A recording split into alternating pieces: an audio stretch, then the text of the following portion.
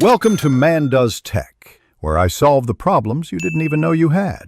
In this video, I will explain how to engage four-wheel drive in your Toyota 4Runner. First, familiarize yourself with the different drive modes: two-wheel drive, four-wheel drive high, and four-wheel drive low. Knowing when and how to properly shift between these modes is crucial for both vehicle performance and safety.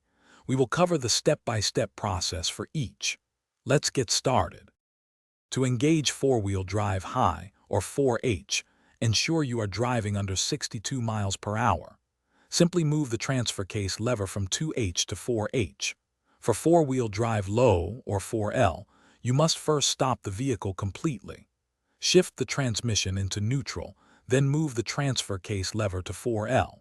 You may also engage the rear differential lock for extreme traction. Two-wheel drive is ideal for daily driving on paved roads, offering the best fuel efficiency. Engage 4H when you encounter light off-road trails, gravel roads, or slippery conditions like snow or rain. This mode provides extra traction without sacrificing too much speed. Reserve 4L for more demanding situations, such as steep hills, deep mud, or rock crawling, where maximum torque is needed. To disengage four-wheel drive, reverse the shifting process. For 4H, simply shift back to 2H while driving under 62 miles per hour. For 4L, stop, shift to neutral, then move the lever to 2H. It's important to drive your 4Runner in four-wheel drive for at least 10 miles every month to keep the components lubricated and functioning correctly.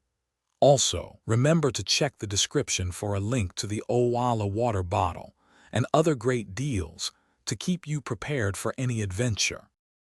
Thanks for watching. If you found this helpful, don't forget to like and subscribe.